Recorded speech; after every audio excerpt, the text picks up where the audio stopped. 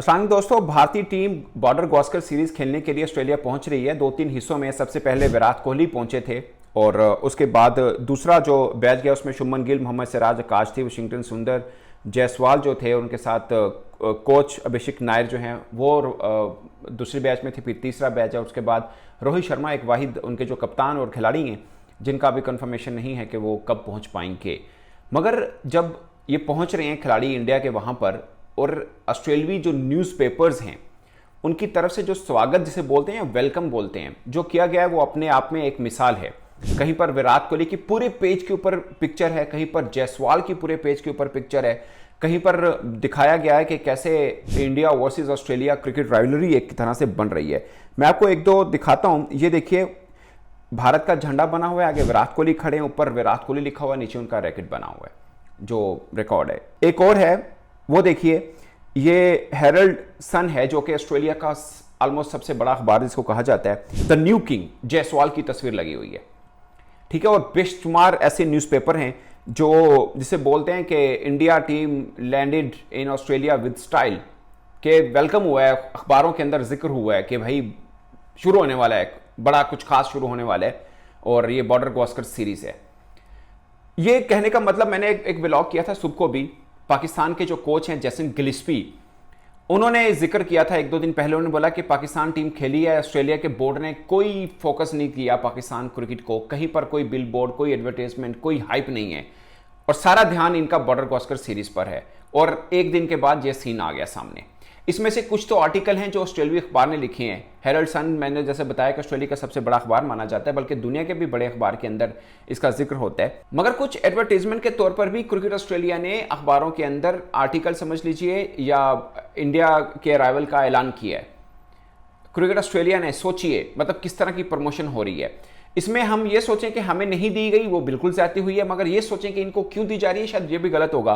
क्योंकि दुनिया की क्रिकेटिंग मतलब पावर्स देखी जाए तो सबसे बड़ी इंडिया की है, और ऑस्ट्रेलिया को भी मालूम है कि इंडिया की टीम का आना उनके लिए कितना वो हो सकता है और उनकी क्रिकेट प्रमोशन के लिए कितना हो सकता है। जो लोग ऑस्ट्रेलिया नहीं गए हुए, मैच चुके 3-4 बार कवर किया है, वो कम्युनिटी के ऊपर बहुत फोकस करते हैं। जैसे इंडियन कम्युनिटी है, पाकिस्तान कम्युनिटी, श्रीलंकन, बांग्लादेश, अपनी क्रिकेट प्रमोशन के डिफरेंट इवेंट्स वहां पे रखे जाते हैं। और जब भारत टीम आ रही होती है, समझे उनके लिए चांदी है अपनी गेम को प्रमोट करने के लिए। मतलब आबादी उनकी 2-2.5 करोड़ है, मतलब Pakistan India perspective, Bangladesh perspective में देखें तो कोई आबादी नहीं है, बट वो ऐसे इवेंट को लेकर फिर क्रिकेट प्रमोशन करते हैं और अपनी फाइनेंशियल और कमर्शियल वैल्यू को बढ़ाते हैं इन चीज़ों को लेकर। और ये जो सब कंपेन चल रही है, दरअसल ये इंडिया टीम का स्वागत समझ लीजिए, या वो अपना फ़ायदा सोच रहे हैं कि हम किस तरह से इन चीज़ को अब मतलब हाईलाइट करके अपने जो मकासद हैं उसको पूरा किया जा सके। और बाकी ऑस्ट्रेलिया की 13 रुकनी टीम अनाउंस हो चुकी हुई है इंडिया के खिलाफ, इंडिया की भी हो चुकी है। और इंडिया के लिए एक पॉजिटिव साइन ये है कि शामी बुध को, जो मोहम्मद शामी उनके फास्ट बॉलर हैं, वो बुध को खेल रहे हैं एक डोमेस्टिक मैच बंगाल की तरफ से, और उसके अंदर वो अपनी फिटनेस वगैरह प्रूव करेंगे। और नो वन नोज कि अगर वो अच्छा मतलब उनका रिदम नज़र आ रहा है तो उनको भी ऑस्ट्रेलिया की टिकट जल्द मिल जाए। हो सकता है एक आधा मैच तो जाहिर है वो नहीं खेल पाएंगे, बट जल्द उनको मिल जाए, ये भी हो सकता है, बट डिपेंड्स कि उनकी फिटनेस कैसी है। रोहित शर्मा जो हैं वो उनके यहाँ एक नए मेहमान की आमद है, इसलिए उनका कुछ कंफर्मेशन नहीं है कि वो कब ऑस्ट्रेलिया टीम को ज्वाइन कर सकते हैं। जब तक वो ज्वाइन नहीं करते हैं तब तक ऑफकोर्स बुमराह कप्तान होंगे। क्या उनके ज्वाइन करने के बाद भी बुमराह कंटिन्यू करते हैं नहीं करते एज ए कैप्टन, वो बात की बात है, बट अभी तक इस मामले में कोई ऑफिशियल अनाउंसमेंट नहीं हुई है। और अब सोचना ये है, मतलब देखना ये है गौतम गंभीर एंड कंपनी को कि रोहित शर्मा के बगैर ओपन कौन हो सकता है। स्वरन है उनके, केएल राहुल हैं, जिन दो का इशारा भी दे चुके हुए हैं गौतम गंभीर, बट देखते हैं, आई डोंट थिंक सो कि केएल राहुल के साथ इंडिया जाएगा। मगर उनका जो पेस अटैक है वो भी बड़ा शानदार है इंडिया का। अगरचे शामी होते तो शायद उनकी पेस अटैक में थोड़ी जान नज़र जरूर आती, मगर ये पेस अटैक भी उनका उस लिहाज से बुरा नहीं है। इसके अंदर आप अंदाज़ा करें कि आकाशदीप हैं, मोहम्मद सिराज हैं, कृष्णा हैं, जसप्रीत बुमराह हैं, फिर 2-3 रिजर्व के अंदर भी रखे हुए हैं। और अगर इन केस शामी उनके फिट हो जाते हैं, शामी के आने से मुझे लगता है इनकी पेस बैटरी मुकम्मल होगी। अभी जितने मर्जी नाम ले लें, सब अच्छे हैं, जाहिर है इसलिए अपनी टीम के अंदर आए हैं, मगर वो जो है ना सही वाला मुकाबला वो शामी के आने से जुड़ेगा, सही मजा आएगा। आप ऑस्ट्रेलिया का स्क्वाड देखें, इसमें ऑफ कोर्स पैट कमन है, मिचेल स्टार्क हैं, हेजलवुड हैं, ब्लंडल उनके, बोलैंड उनके शामिल हैं। उनमें 2 नाम आपको थोड़े लगेंगे, एक बोलैंड हैं और मिक्सवेनी, अभी जो ए टीम खेली इंडिया की उसके अंदर ये कप्तान थे, मगर बोलैंड इंडिया के खिलाफ उनका मतलब सब जानते हैं इंडियन फैंस वो उनके क्रिकेट करियर को अच्छे से। बाकी बैटिंग एडर उनका पूरा मिचेल मार्श हैं, कैरी हैं, उसके अलावा ट्रेविस हेड वापस आ चुके हैं, उस्मान ख्वाजा हैं, स्टीव स्मिथ हैं, लोबी शाइन हैं। यानी ये ट्रेविस हेड और मिचेल मार्श पाकिस्तान के खिलाफ नहीं खेले थे, मगर बॉर्डर गवास्कर सीरीज़ के लिए पूरी की पूरी टीम इंडिया की और सॉरी ऑस्ट्रेलिया की इस पे मैदान में उतर चुकी है। एक दफ़ा रिवाइज कर देते हैं जो इंडिया का स्क्वाड है फॉर दिस सीरीज़। उसमें रोहित शर्मा है, जसप्रीत बुमराह, पहला मैच को मैंने बता दिया रोहित शर्मा नहीं खेल पाएंगे, और रविचंद्रन अश्विन हैं, और एसवारन जो मैं कह रहा हूँ कि शायद खेल सके रोहित शर्मा की जगह पर, शुभमन गिल, रविंद्रा जडेजा, जायसवाल, दौरव जोरेल हैं, सरफराज खान हैं। इनका देखना होगा कि ये कैसे बैटिंग करते हैं। ओवरऑल जब से इंटरनेशनल क्रिकेट खेल रहे हैं अच्छा खेल रहे हैं। विराट कोहली हैं, कृष्णा उनके फास्ट बॉलर, ऋषभ पंत, ये मेन चीज़ है, ऋषभ पंत और जायसवाल, इन दोनों के ऊपर काफ़ी नजरें लोगों की। केएल राहुल और हर्षित राणा हैं इसमें, नितेश कुमार रेड्डी हैं, मोहम्मद सिराज हैं, वाशिंगटन सुंदर हैं। तो ये हैं। बाकी जो ट्रैवलिंग रिजर्व में हैं वो खलील अहमद हैं, नवदेव सैनी और मुकेश कुमार हैं। ये है दोस्तों पूरे का पूरा स्क्वाड इनका।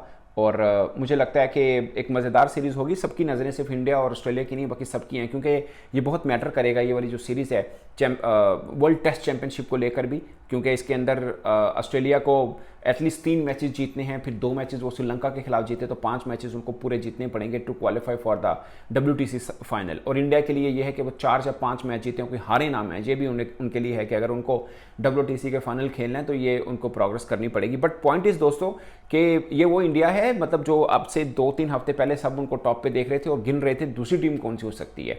और अब सिचुएशन ऐसी बन चुकी हुई है कि न्यूजीलैंड मुझे लगता है कि शायद बाकी टीमों की निस्बत थोड़ा फेवरेट हो गया हो, इसलिए कि उनको सिर्फ 3 मैच हराने हैं इंग्लैंड के अंदर जो सॉरी न्यूजीलैंड के अंदर ही जो खेल रहे हैं इंग्लैंड के खिलाफ, जो कि बज़ाहिर वो हरा सकते हैं क्योंकि इंग्लैंड पाकिस्तान से हार के गया और ये इंडिया से क्लीन स्वीप जीत के गए हैं। इनका कॉन्फिडेंस लेवल और टाइप का होगा। अगर पिचेस डिफरेंट है, वो फास्ट पिचेस हैं, वहाँ पर इंग्लैंड के खिलाड़ी भी अच्छा ही खेलते हैं, तो मज़े के मैचेस होंगे।